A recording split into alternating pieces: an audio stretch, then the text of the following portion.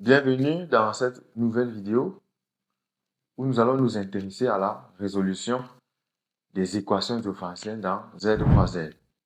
Alors, commençons par définir ce que c'est qu'une équation différentielle, ou du moins donner la forme générale d'une équation différentielle dans Z fois Z. Donc, définition.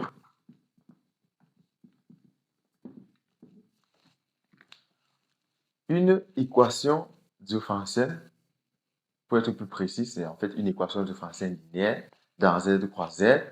C'est tout simplement une équation de la forme AX plus BY égale à C, où A, B, C sont des entiers relatifs.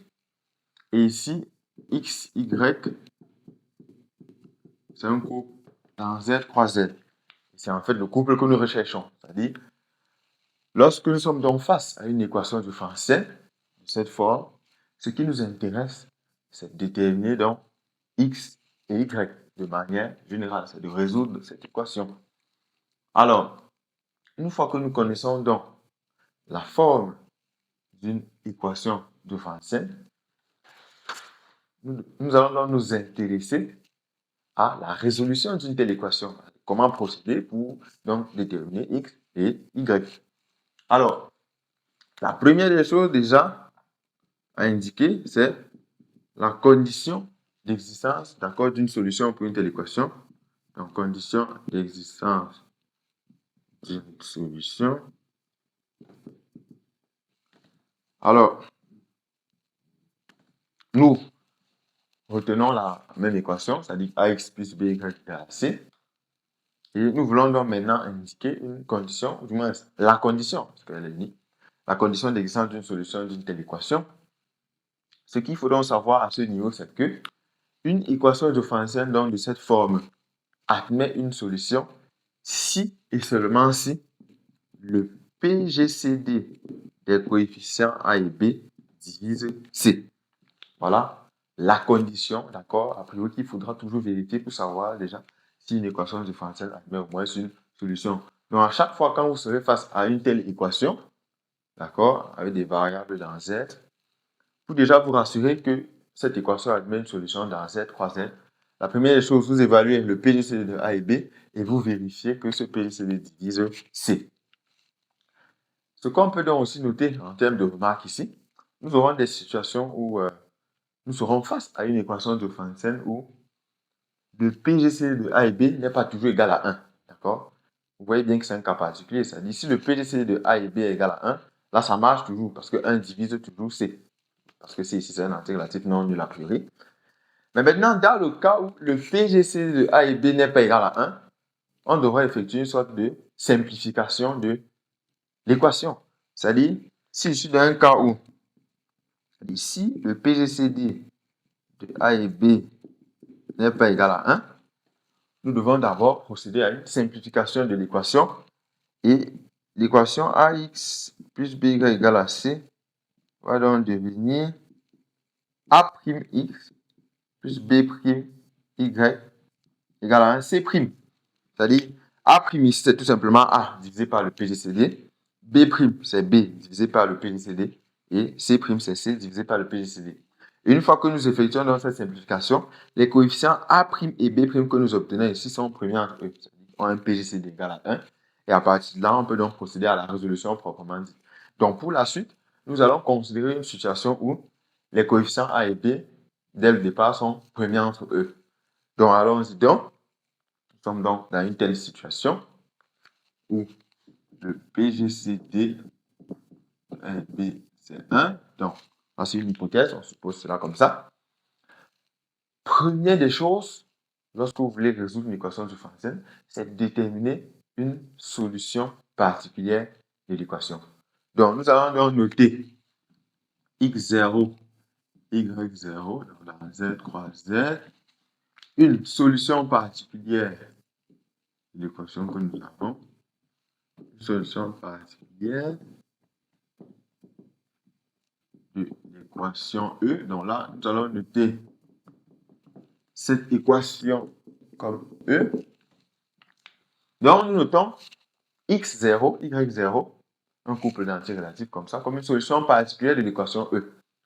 Première des choses, une fois que vous avez donné une solution particulière de l'équation, vous faites ceci. Donc, a priori, l'équation, c'est ax plus by égale à c, mais aussi, ça marche aussi avec x0, y0. D'accord? Là, c'est la première des choses à faire. Nous pouvons écrire ça. Et une fois que nous écrivons donc ça, nous allons donc faire 1 moins 2, c'est-à-dire une sorte de combinaison linéaire. En faisant donc 1 moins 2, qu'est-ce qu'on obtient? On obtient a facteur de x moins x0 plus b facteur de y moins y0 égale à 0. Donc là, c'est 1 moins 2. C'est l'opération que nous venons d'effectuer. Quand vous faites donc 1 moins 2, vous obtenez ceci. D'accord? Qu'on peut encore réécrire comme a. C'est-à-dire y0 égale à b y0 moins y. D'accord? On peut donc écrire ça comme ça. Et à ce niveau, ça devient intéressant. Comment on peut donc interpréter cette égalité? Première des choses, nous pouvons par exemple dire que ceci implique que B divise A facteur de x moins x0. D'accord? Puisque nous avons A facteur de x moins x0 qui s'écrit comme B fois y0 moins y, qui est en fait un entier relatif. Donc, on peut donc déjà clairement affirmer que B divise ce produit. Alors, ça devient intéressant. Comment on va continuer? On va se dire, qu'est-ce qu'on connaît concernant BA? On a supposé que A et B sont premiers entre eux, c'est-à-dire que leur PIC est égal à 1. Et à ce niveau, nous allons donc faire appel à la propriété de Gauss, d'accord? Puisque B divise le produit A fois x moins x0 et que B A sont premiers entre eux, ça va donc impliquer que B divise x moins x0. Donc, ce qui implique ceci.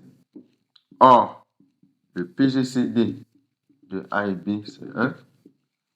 D'après la propriété de Gauss,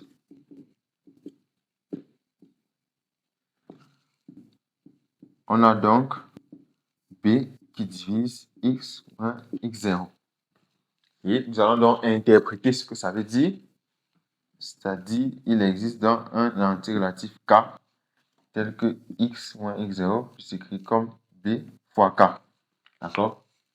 Ce qui va donc nous permettre d'avoir une expression de x. Donc, quelle est donc l'expression que nous obtenons?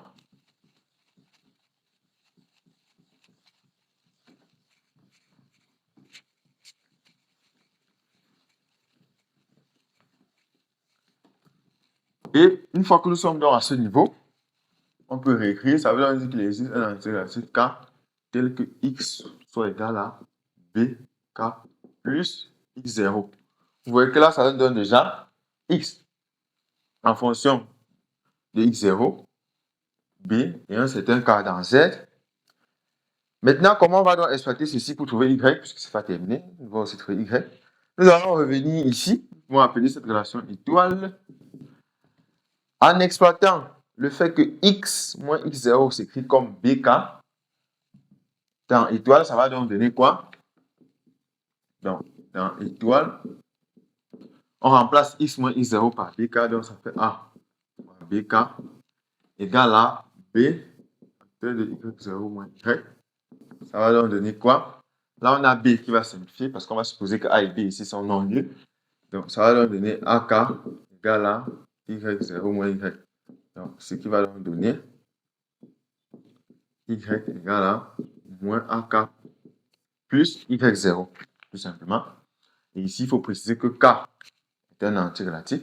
On va donc conclure que l'ensemble solution dans Z croix Z de l'équation E, c'est l'ensemble des couples x c'est bk plus x0, y c'est moins ak plus y0. Et il faut toujours préciser, là c'est pour k dans Z. Donc, voilà comment, de manière générale, vous aurez à procéder pour résoudre une équation diophantienne dans Z croix Z. Et voilà donc la forme générale. Pour la suite, donc, pour que ce soit plus clair, nous allons prendre l'exemple pratique et voir comment ça marche. Donc, pour la suite, nous allons noter ici exemple. Après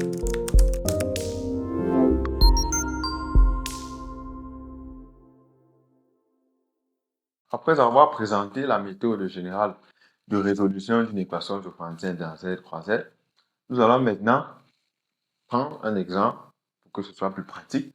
Et dans cet exemple, nous allons résoudre dans Z croix Z l'équation différentielle 2x moins 3y égale à 1.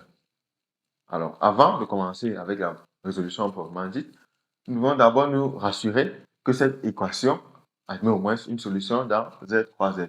Et qu'est-ce qu'on s'est dit pour cette condition? Nous devons d'abord commencer par vérifier que le PGC des deux coefficients, à savoir 2 et moins 3 ici, est bien divisible par 1. Donc, première des choses, si on s'intéresse au PGC des 2 et moins 3, qui est en fait le PGC de 2 et 3, nous trouvons 1. D'accord? 2 et 3 sont premiers entre eux.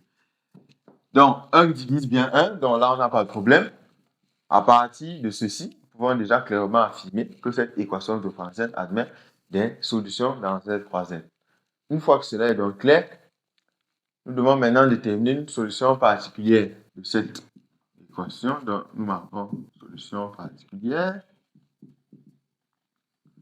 Alors, pour le cas spécifique de cette équation, nous pouvons rapidement remarquer que le couple moins 1, moins 1 est une solution particulière. Mais je tiens à préciser que de manière générale, il existe une méthode qui permet de déterminer une telle solution. Et je crois que nous aurons l'occasion d'en parler dans le cadre des exercices que nous aurons traités. Donc, pour ce cas particulier, nous pouvons remarquer que 2 fois moins 1, moins 3 fois moins 1 égale à quoi? Moins 2 plus 3, ce qui nous donne 1. Donc, nous avons 2 fois moins 1, moins 3 fois moins 1 qui nous donne 1. Donc, on peut clairement affirmer que x0, y0 qui est en fait moins 1 est une solution particulière de cette équation. Une solution particulière de l'équation.